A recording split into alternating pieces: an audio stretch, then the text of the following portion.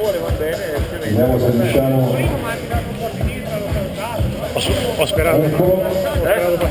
Esaurito per la fine della seconda sessione di prova. Si preparano adesso con il direttore di gara con il numero 24 Valdagni lato B e con il numero 30 Palumbo lato A.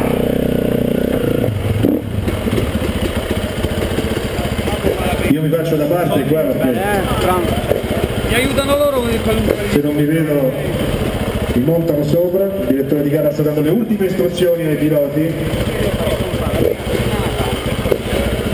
E voi come pubblico fatevi sentire quando scendono i piloti qui dal palco. Un applauso! Ecco, partiti!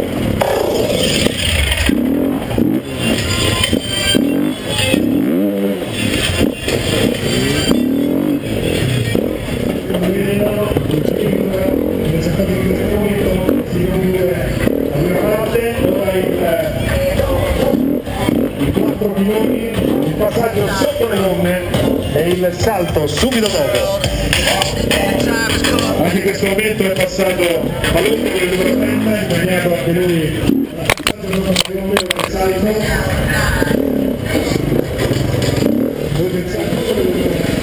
Il salto.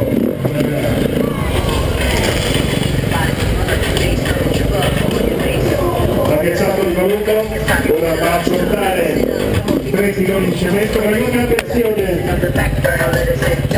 lo vedete, non è facilissimo. C'era caduta con il pilota che si rialza immediatamente. Applauso, fate l'applauso per il pilota, su!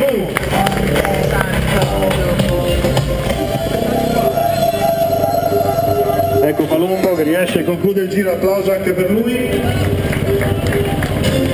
Adesso qualche attimo per risistemare